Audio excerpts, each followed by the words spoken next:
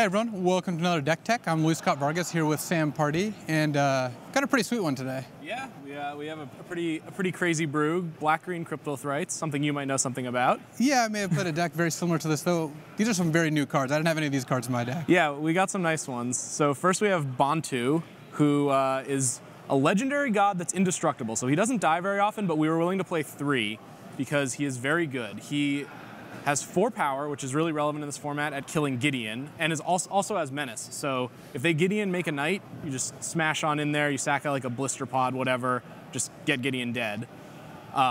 He also helps you sack creatures, you can drain them out, scry, find some of your more important pieces. Then we have Manglehorn, which Mardu Vehicles happens to be a popular deck, plays a lot of Heart of Kiran.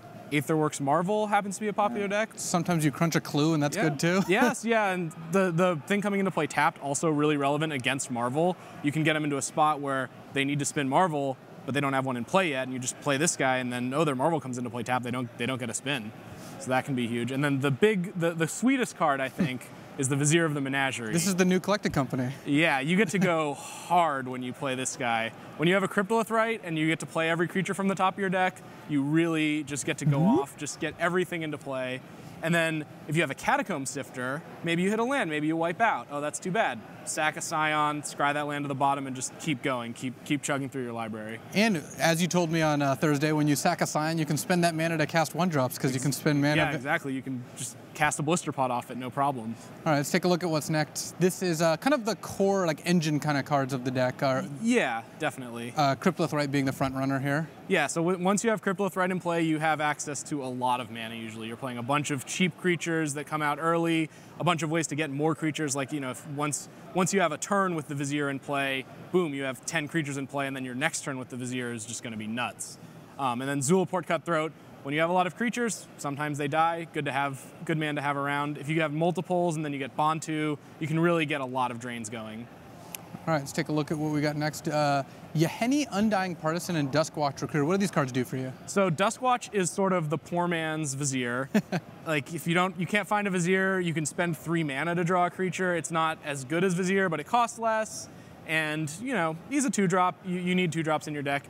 Yahenni is another sack outlet, and he also sticks around, which is nice. So there's only 2 copies of him because he's legendary, and he doesn't die that often because of his ability. He can become indestructible.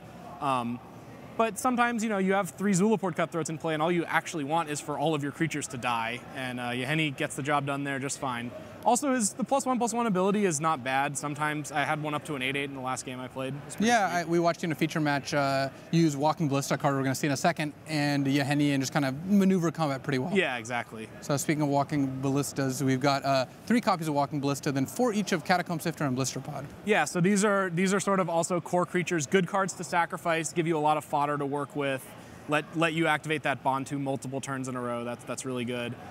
Work well with Zulaport Cutthroat. And then Walking Ballista is another thing that happens to be really good to do with a lot of mana. It's flexible, so you can play it on 2 if you need to. The sweetest play, I think, is playing it for 0 with a Vizier of the Menagerie in play to maybe, like, get in with Bantu, get a couple Zulaport Cutthroat triggers, get a Catacomb Sifter trigger. Yeah, and it's just a really flexible card, gives you some removal. You really want to play all creatures in this deck because you have Vizier and Duskwatch Recruiter and Zulaport, all these cards that pay you for having creatures. And Ballista is a removal spell that's also a creature. Right, and then moving on to the mana base here, only 2 Hissing Quagmire. Yeah, coming into play tapped is really bad. The black requirements in the main deck are not too intense. We actually have a 3rd one in the sideboard because we board in some double black cards. But we basically just don't want lands that come into play tapped. And then 4 Westvale Abbey is absolutely key. It's the main reason to play the deck is that a lot of people have a hard time beating Ormondal, and you're good at getting Ormondal into play.